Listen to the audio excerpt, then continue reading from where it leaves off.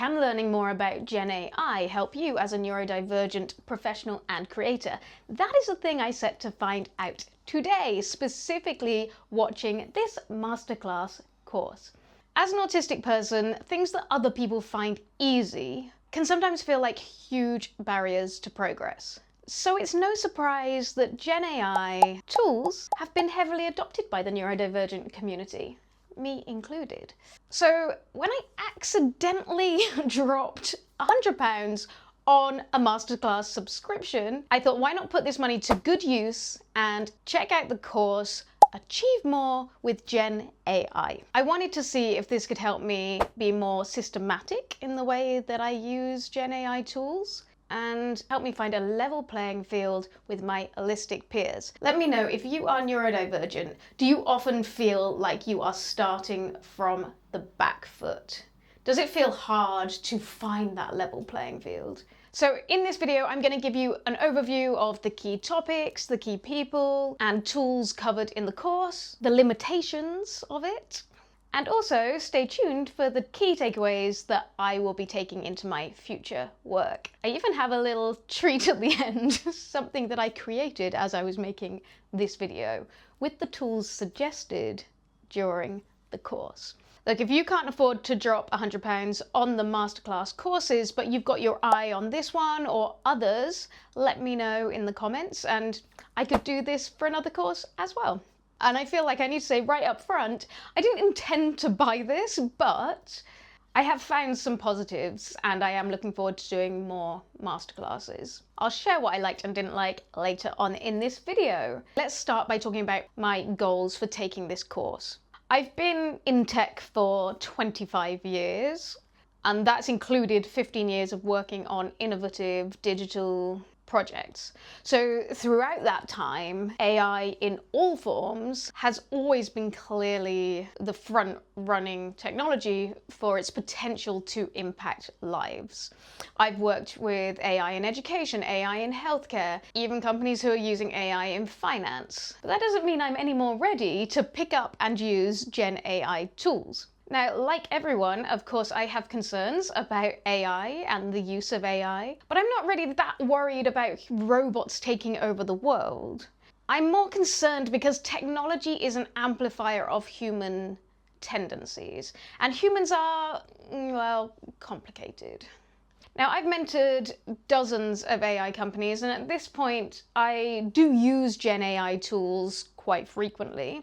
And I'm going to combine what I've learned in this video with the tools I'm already using for a future video where I will talk you through more of the tools that I use and how they simplify my life. Also, at this very point in my career, I'm really keen to continue to upskill in AI. It's obviously a very fast-moving field, and I am particularly interested in human-centric AI and AI ethics.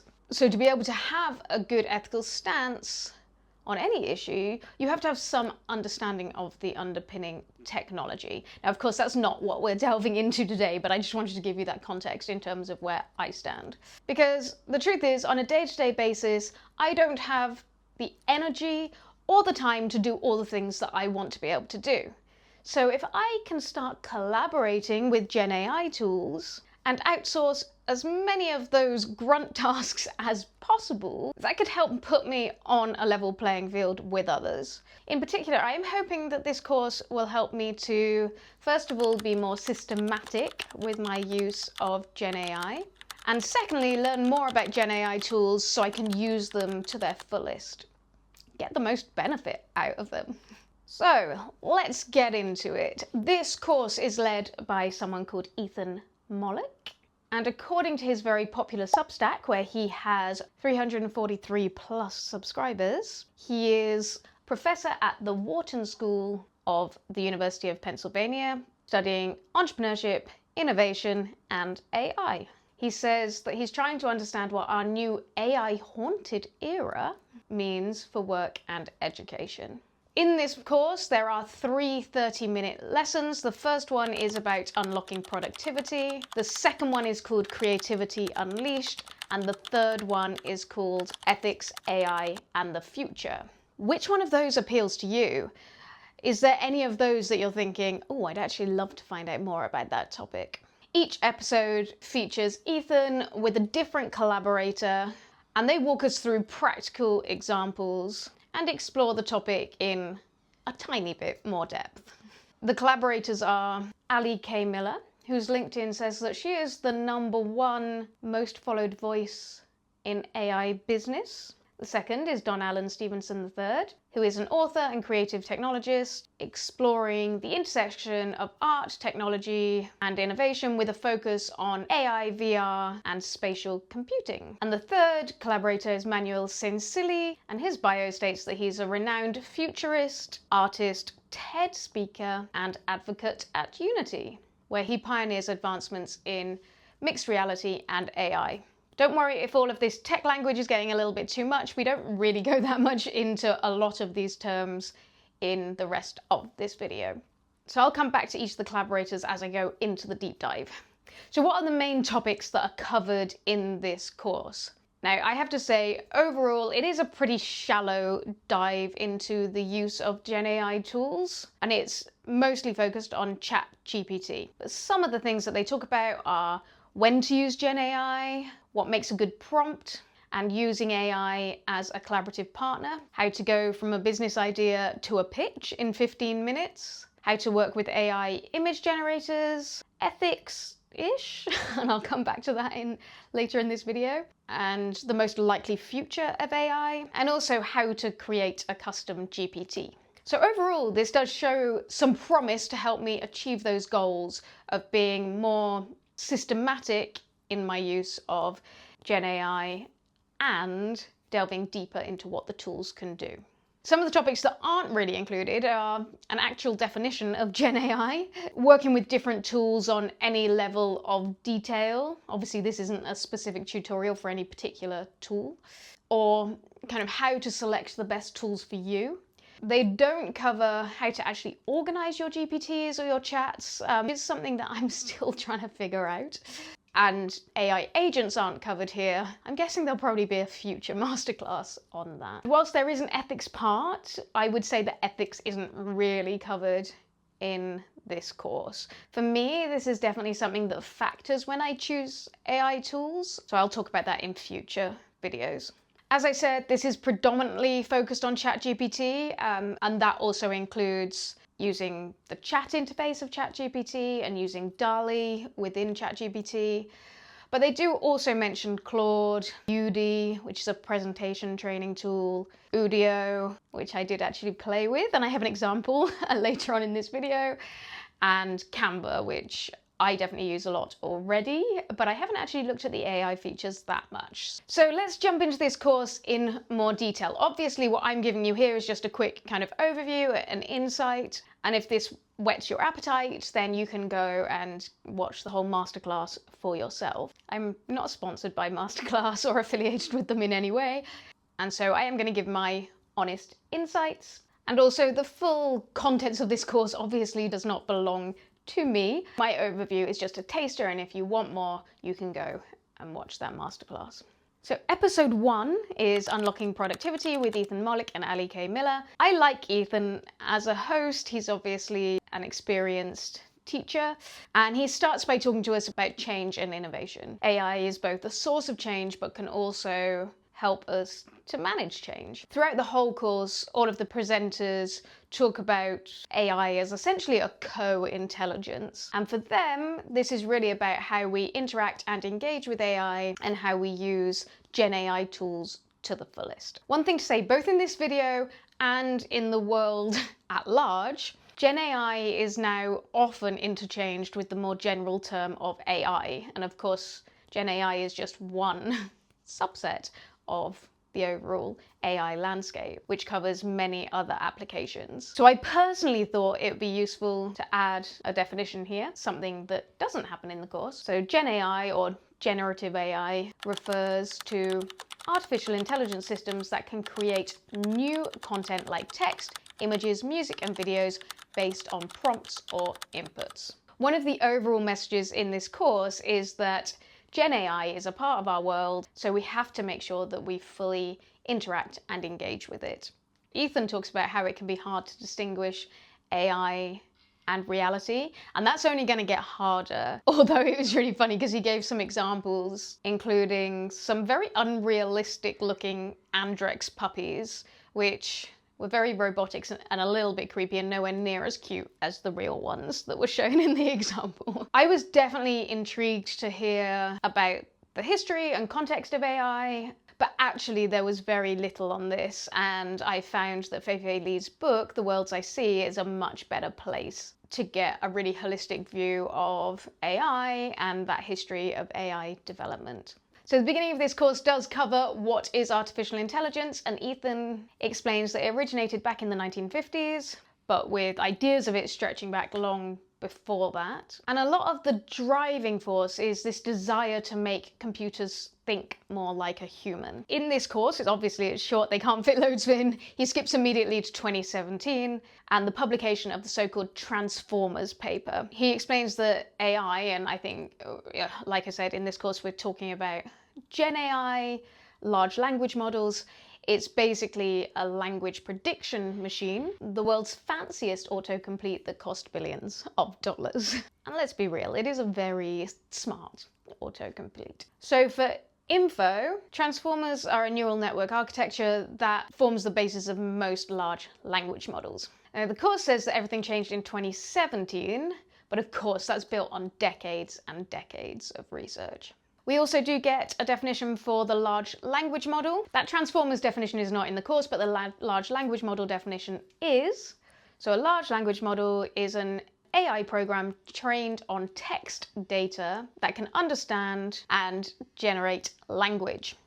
It can't truly understand, hence my quotation marks.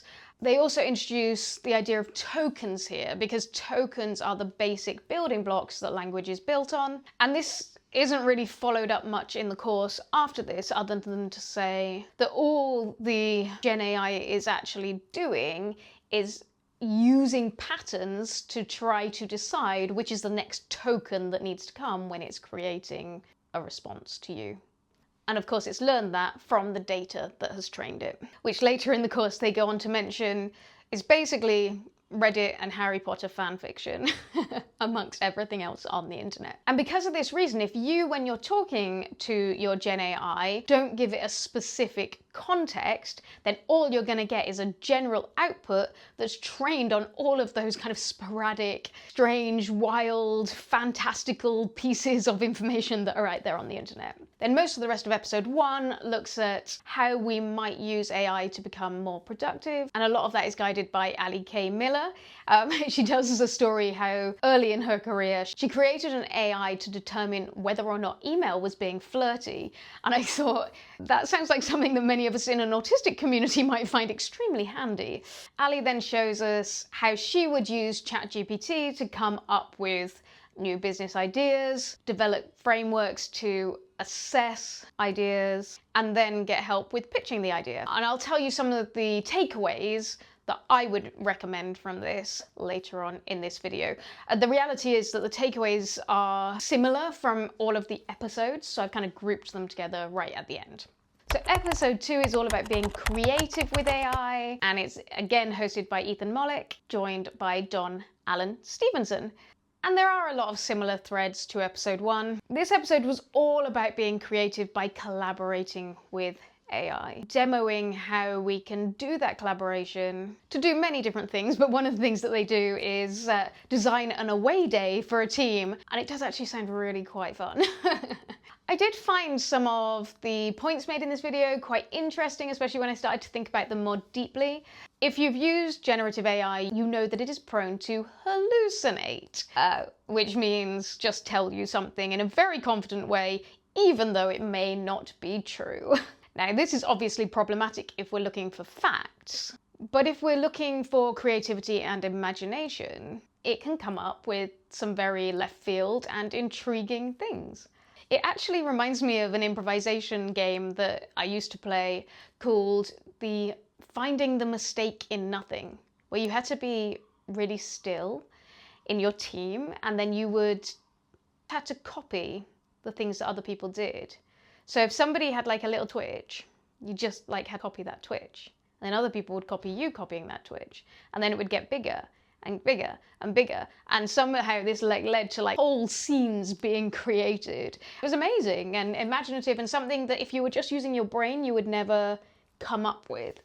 Basically, we can create something unique and innovative through a mistake. And this is actually one of the strengths of humans and all of nature, right? That's how evolution happened. Ethan mentions the concept of stochastic systems, which is basically systems that are unpredictable. You don't know what that next step is going to be. And as humans, that is the way we both create something unique, but it is also how we just make dumb mistakes too. Ethan describes that we can both kind of set GenAI off to do tasks or to collaborate with us. All of this might be that if I have a transcript from the video, I've written that video, I've spoken that video, I get the transcript, and then I say to the AI, can you find the timestamps for the chapters in this transcript? So I'm doing one set of tasks, it's doing another set of tasks. The other principle he lays out here is the best available human principle. So essentially saying that a great test of whether or not you should be using AI is whether or not it can be better than the best available human, which opened my eyes to why I both use AI so much, but I'm also quite disappointed in it. And often it feels very kind of mediocre, average, frankly quite boring to me. Because I actually am lucky enough to know a lot of humans who are at the forefront of their fields. They will do a lot better than a machine that's trained on the internet, basically. But it's not like I have access to those people all of the time. I only have access to them when they're available, when I'm available, which might be very infrequent. So in the in-between time, GenAI can help.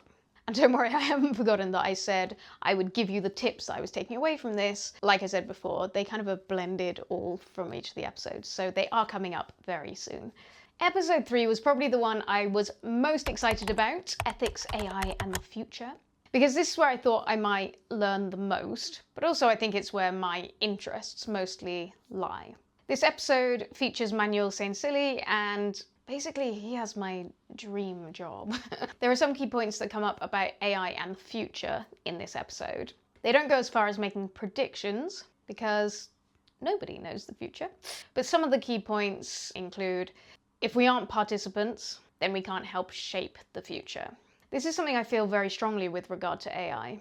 It will change everybody's life, it already is. So how are you going to be an active participant with it and use it for your own benefit rather than just reap some of the dangers? Moore's law, which I will pop on the screen here, does not work for AI. This said that processing power would essentially double every 2 years. At the moment, we get AI systems doubling their pace about every 10 months.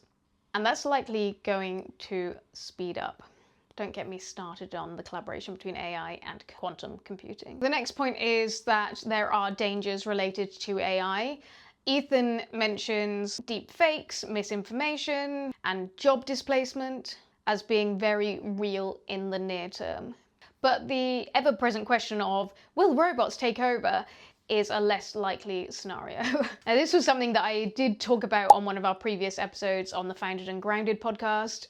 In my view, despite some of the messages in this masterclass, I still think the biggest risk of AI right now is that when humans rely on it and use it in a way that means that they just outsource everything to it, the human brain starts to deplete. And there have been papers on this. People are busy, people are tired, people are under pressure, so they can bypass the thinking time, they just will. Now, I think a lot of what is in this masterclass and a lot of what I believe in terms of how we can use GenAI doesn't mean that it's going to deplete your brain, but it's all about how you use it.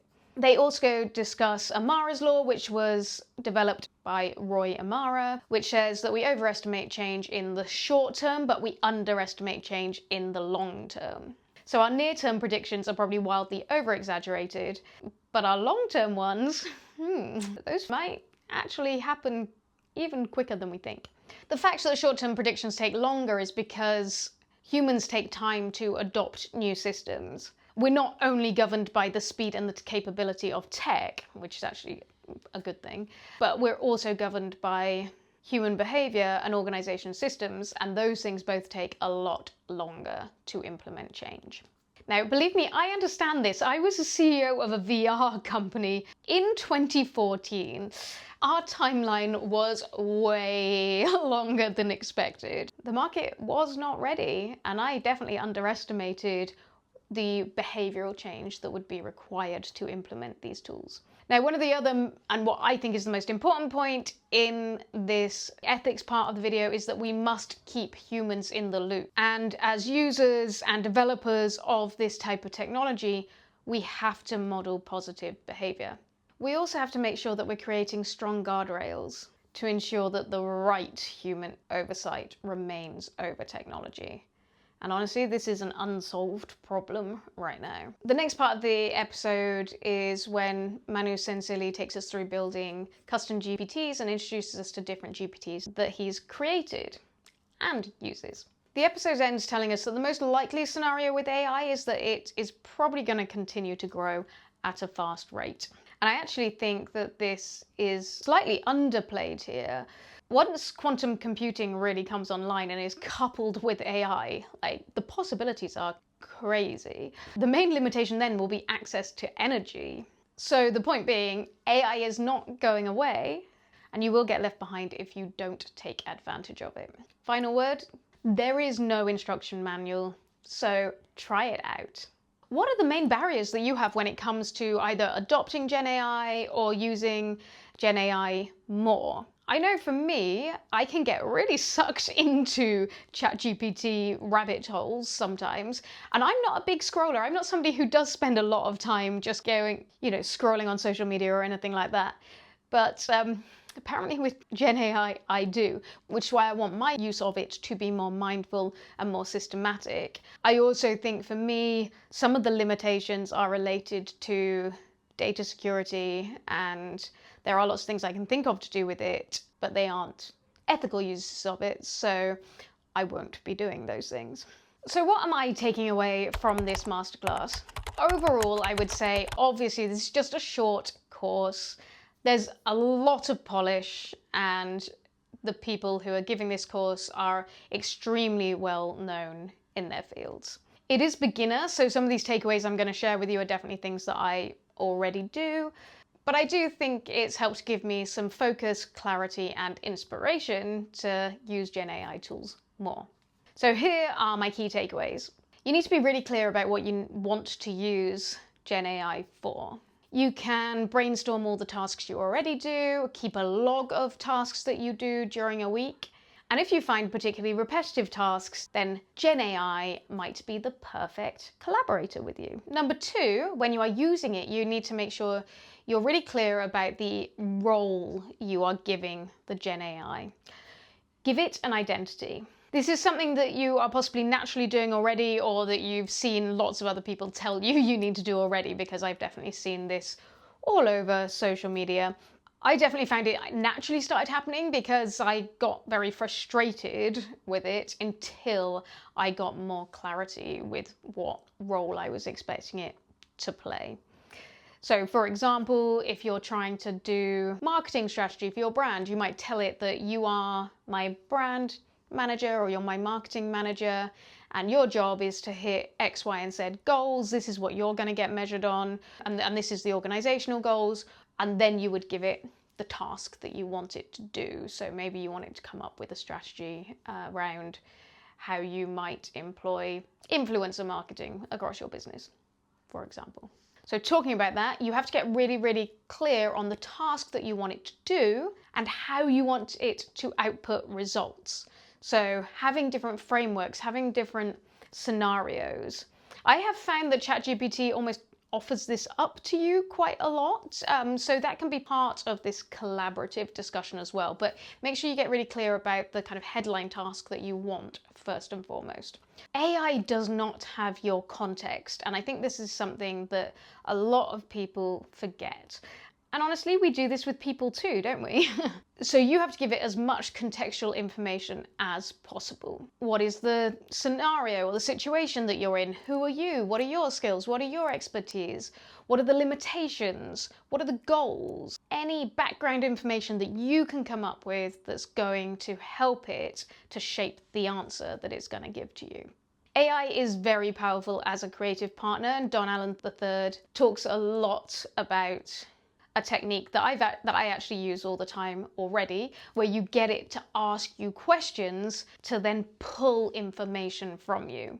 And this can be very, very helpful in many different situations. Now, they didn't have time to talk through all of that, of course, in these videos, but it's definitely something that I'll share in my next video. I was really happy that in the final video, Manu Sansili talks through how to create a custom GPT. I haven't done this yet, so I think that this is one of the coolest parts of this masterclass that I'm going to take away and then refer back to. I've definitely got lots of ideas already as to what custom GPTs are that I want to build for my life. And once I do build one and start to use it, of course, I'll share that with you. And the final thing I'm taking away from this is inspiration and just kind of having a bit of fun. I get very serious, and I think a lot of the time in our careers we can get very serious. We're so focused on productivity, just getting the next thing done. Oh, we don't have enough time. Oh, we don't have enough energy. And actually having a bit of fun with the things that we do can help relax us, help give us a little bit more energy. And so I think that a lot of GenAI tools can help with that. Following on from watching this video, I got in touch with Don Allen Stevenson III, and he's actually given me a whole bunch of other tools that we can use to generate video. And so I'll have a play with them, and if they work, if they're doing good things, then I will also share that with you. What I was really impressed at in terms of that interaction was, number one, how quickly he got back to me, how human he was, but also that in his response he was very considerate about some of the ethical aspects of creating content, in particular giving me options whereby all of the data that is used to generate images and videos is all licensed within a platform. You don't really have any copyright issues, and you're not unethically using other people's work to generate your work. So in summary, there are so many powerful things that you can do with generative AI, and this masterclass does just scratch the surface. I think it's introduced me to some really interesting people in this space who I'll definitely keep an eye on, and it's given me new tools to play with. But it's also made me realize just how much I already know about AI, and that I'm already doing a pretty good job of collaborating with GenAI.